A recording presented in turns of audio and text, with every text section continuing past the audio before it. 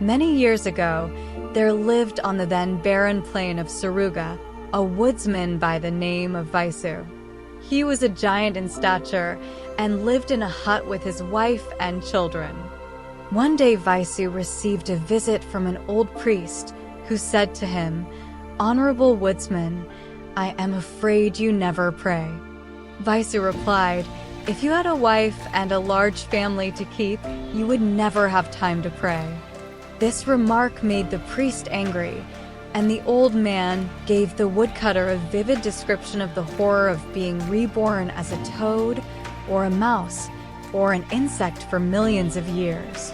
Such lurid details were not to Visu's liking, and he accordingly promised the priest that in future he would pray. "Work and pray," said the priest as he took his departure. Unfortunately, Visu did nothing but pray. He prayed all day long and refused to do any work, so that his rice crops withered and his wife and family starved. Visu's wife, who had hitherto never said a harsh or bitter word to her husband, now became extremely angry, and, pointing to the poor thin bodies of her children, she exclaimed, "Rise, Visu. Take up your axe and do something more helpful to us all than the mere mumbling of prayers." Visu was so utterly amazed at what his wife had said that it was some time before he could think of a fitting reply. When he did so, his words came hot and strong to the ears of his poor, much-wronged wife. "Woman," said he, "the gods come first. You are an impertinent creature to speak to me so, and I will have nothing more to do with you."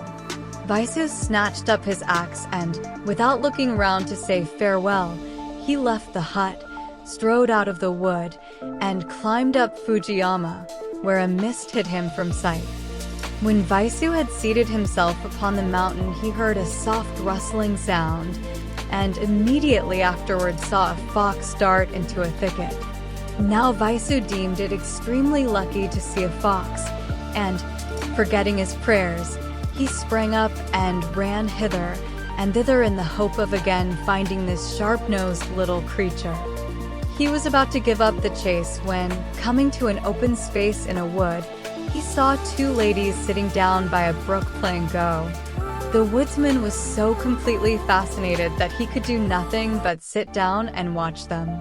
There was no sound except the soft click of pieces on the board and the song of the running brook.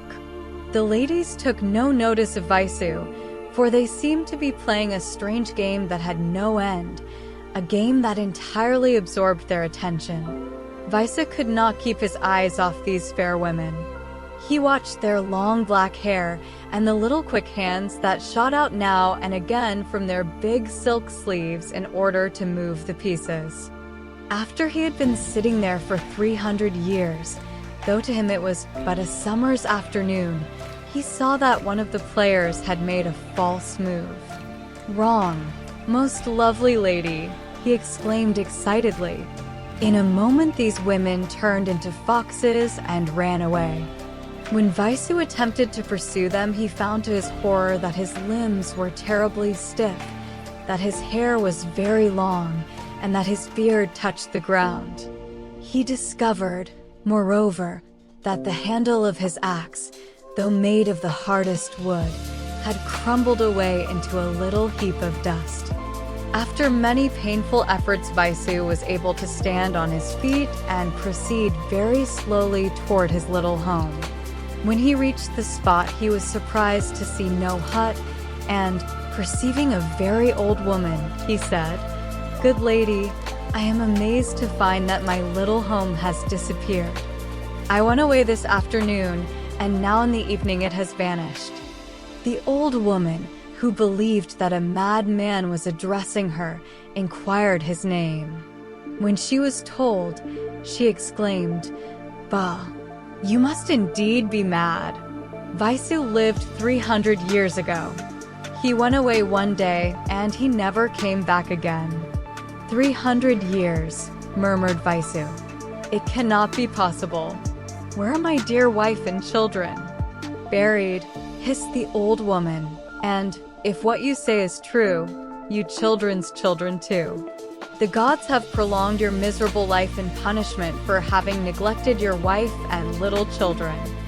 Big tears ran down Visu's withered cheeks as he said in a husky voice, "I have lost my manhood. I have prayed when my dear ones starved and needed the labor of my once strong hands. Old woman, remember my last words. If you pray, work too." We do not know how long the poor but repentant Visu lived after he returned from his strange adventures. His white spirit is still said to haunt Fujiyama when the moon shines brightly.